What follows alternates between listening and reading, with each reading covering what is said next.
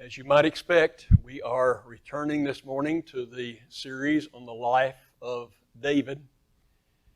And we need to be introduced this morning to a character in David's life named Joab. Joab will be the general, the commander, the army leader.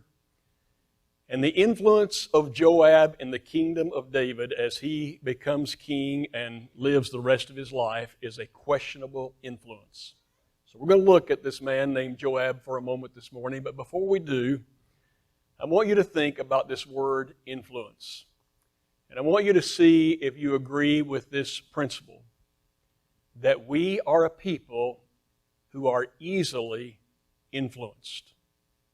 We are a people who are easily influenced. Now, some are more easily influenced than others, but we are easily influenced. All those people who spend millions and millions and millions of dollars on TV advertising that you and I are almost captured to watch know that we are easily influenced. That's why they spend all that money. I've often said if I were president for one day, the one thing I would do is eliminate all pharmaceutical advertising from television. Because they put these big long words on there and they say, you really need this if you have this, and then here are all the side effects which are this long. And I'm thinking, who's supposed to know all that but my doctor? But they're doing that so they can influence me to do what? Go to my doctor and say, hey, I think I need Eliquis. Or I think I need this, whatever it is. I need this drug. Because we are a people who are so easily influenced. We are influenced by our years at home growing up. Susan and I think all of you know, have 4 grandchildren. Over the last year, I've been able to spend more time with our 2 grandsons. And I have been noticing, can't help but to notice, that they use words and they use phrases just exactly like their dad. Just exactly. And then sometimes I'm watching them while they use that phrase, and their eyes do the same thing. Their facial expression is just like their dad. They can't help it. They're influenced by it. We have 2 granddaughters. If I call out there, and all 3 of them are there, they answer the phone, I don't know which one I'm talking to. And that's especially true with the youngest granddaughter and her mother. I don't know. After a moment, I can figure it out. But sometimes I ask, all right, am I talking to Gina or am I talking to Kerrigan? Who am I talking to here? But that shouldn't surprise me because my mother used to say when I would call, is this Ken or Steve? I can't tell the difference. Now I sound better than Steve, and I look better than Steve, and all that kind of stuff. But she couldn't tell the difference. And every time I'm around Greg Cox, I mean every single time, the way he walks, you see that? The way he walks? The way he leans over when he walks? The expressions that he uses? The words that he uses? Sometimes the way he does his eyes? Who do you think I see every single time? Daddy. I see Jack Cox every single time. In fact, I walk away and I'll come home and tell Suze, I said, I've never seen anybody more like their dad than Greg is like Jack Cox. So we have this influence when we're small, and we can't get away from it. And sometimes, by the way, that influence is good, and sometimes that's not so good. And sometimes we have to spend a lifetime trying to overcome some of those influences. But then we get older. We get a bit older, and we grow into those teen years, and our parents usually tell us, you need to be careful with whom you associate because they will do what? They will influence you.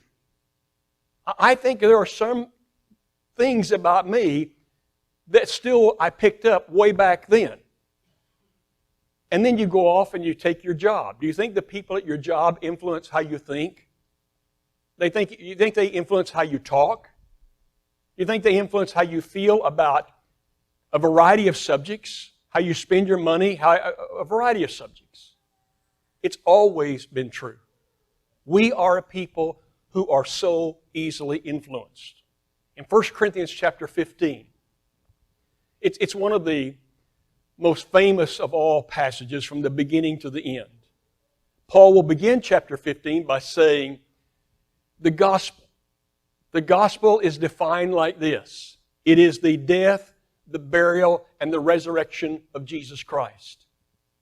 And then he begins to talk about, though, that there are people among you who are trying to tell you that Jesus really wasn't raised from the dead and that there is, in fact, no resurrection of the dead. And he battles that all the way through to verse 33. And finally in verse 33, he uses this little phrase that we have quoted over and over again, maybe taken a little bit out of context. But he says, you need to understand something. Bad company corrupts good character. But he's talking specifically about if you keep hanging around these people who are teaching like this, you're going to start believing like that. You're going to start thinking like that. I had a man send to me a few weeks ago a book that's the history of the churches of Christ in Oklahoma. Reaches way back before it was a state, Indian territory, and talks about different people who were doing mission work among the Indians and so forth.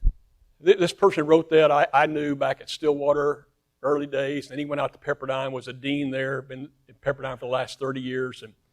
But David Baird wrote this book. I find it so fascinating to begin to read this book and find out they have the same issues back then as they have today, and people argue about the same things. And what happens is one person becomes a very influential speaker, preacher, and suddenly all these people over here believe like this person does, and so people over here are influenced by somebody else, and so we have these different camps because they got influenced. People just got influenced. The principle is we are a people who are so easily influenced. And you're thinking, what in the world does that have to do with David? But as you begin to read in the book of 2 Samuel, and you begin in chapter 2, you begin to learn, again, what we've said in the past, that David comes back home. He comes back home to Judah. They make him king over Judah. Do you remember how long he's king over Judah? 7.5 years.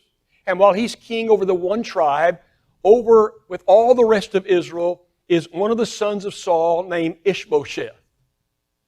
David's commander is this man named Joab. Ishbosheth's commander is a man named Abner. And one day it says that Abner and Joab together, and Abner has this idea. Let's have a few of your young men and a few of my young soldiers do hand-to-hand combat. Take a dozen of yours, dozen of mine, hand-to-hand combat. Kind of like a sporting event. Kind of like watching an entertainment thing. But Abner is not honest in his proposal. Abner is tricking Joab. Because when they get into the fight, it seems that Abner's soldiers immediately grab Joab's soldiers and wrap them in a headlock and take their dagger and thrust it through them, and they all die. And Joab is furious. And Joab has two brothers, Abishai and Asahel. And Asahel gives chase to Abner. And Asahel is described as fleet-footed, quick on his feet. And he's chasing Abner with all of his might. And if Abner turns to the right, Asahel's right there. If he turns to the left, Asahel's right there. Asahel is what you and I would say, right on his heels constantly. And Abner will call back to him, and Abner will say, stop. There's no sense this going any farther. Try to talk him out of it, but Asahel's right on his heels.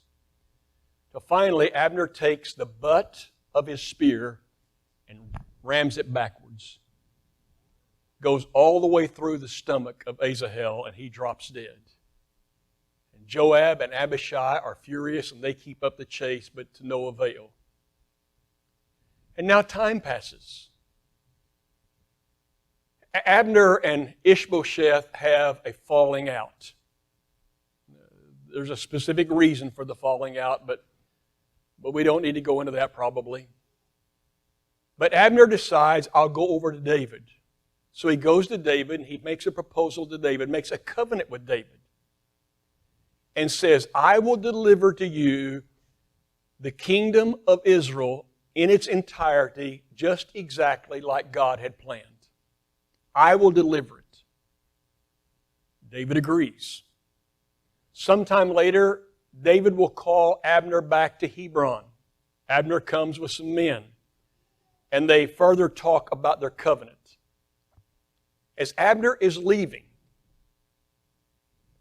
Joab sees him. And Joab sends a message to call him back, and he takes him into his, home. All on the pretense of having something to talk about, the kingdom. Joab has no intention of talking about the kingdom. When Abner walks in, Joab takes his dagger, thrusts it through Abner, and Abner is now dead.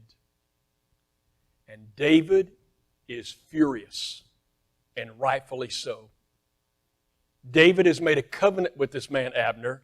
David has worked out a deal so they could have the kingdom. And David will say, the blood of Abner is not on me. It's not on my head. Now, I personally think that David is wrong. I think it is on David's head.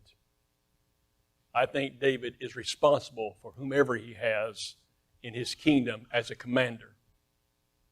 But David further says, the blood is on Joab's head, and here's the curse I'm going to pronounce on Joab.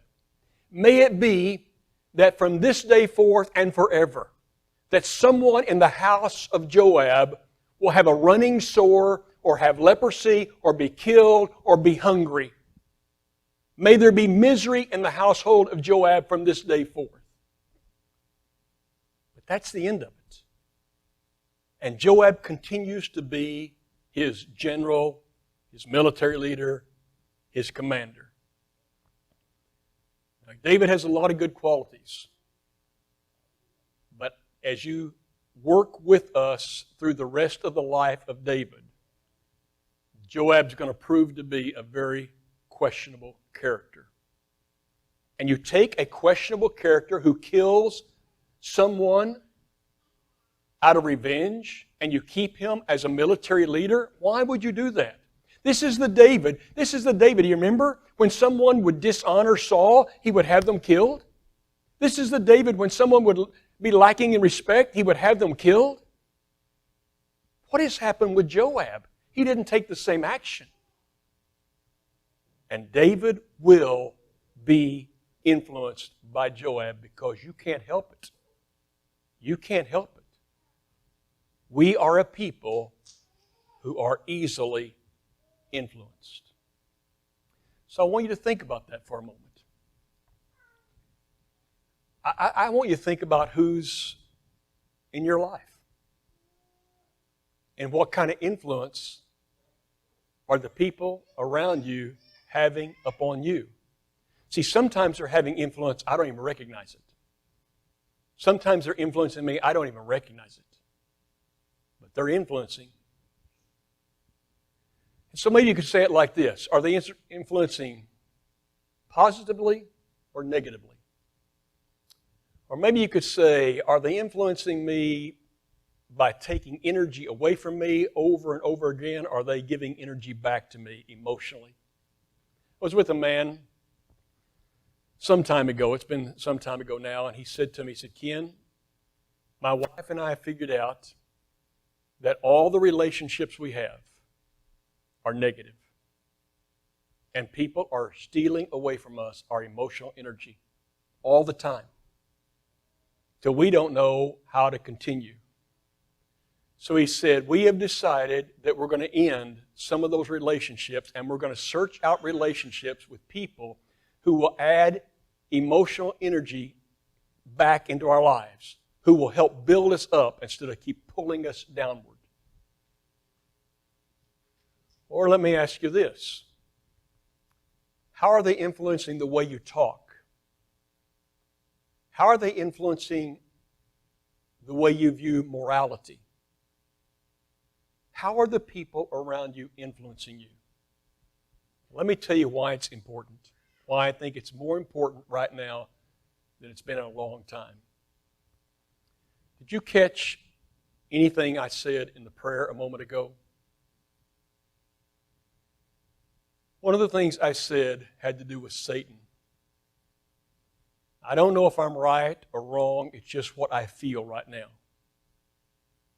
But I think that Satan has been put in a position to be more active, more powerful, more evil in our lives than what I've seen in a long time. I don't know how many acquaintances I have right now who are undergoing massive problems that I would never suspect.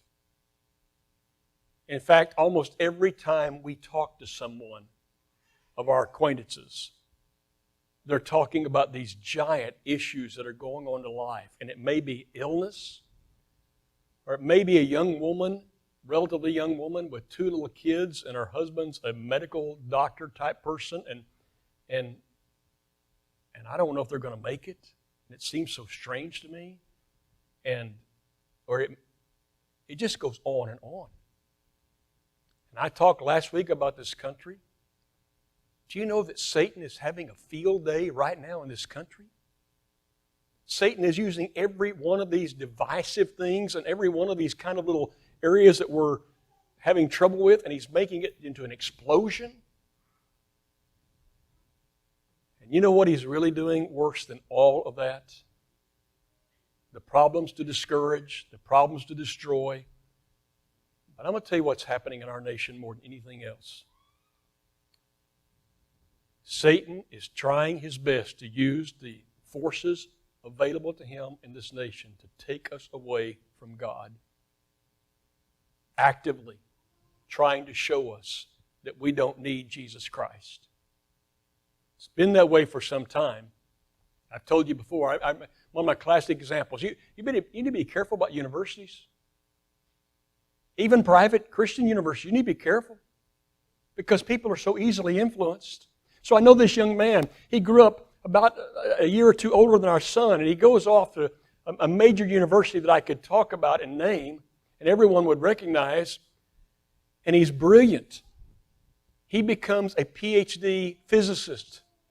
Now, if you get your doctorate in physics, you're not an ordinary person.